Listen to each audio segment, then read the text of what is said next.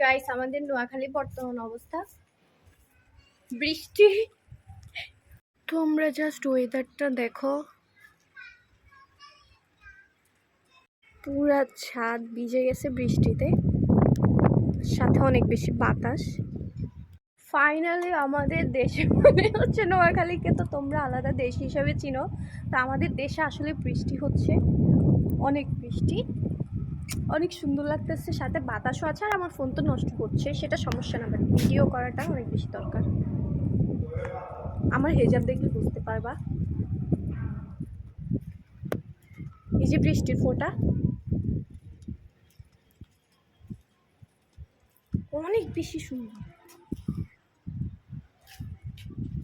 এই সাইডটা হচ্ছে রোডের সাইড।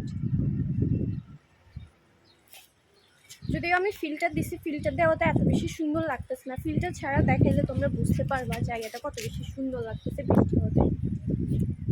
জোস।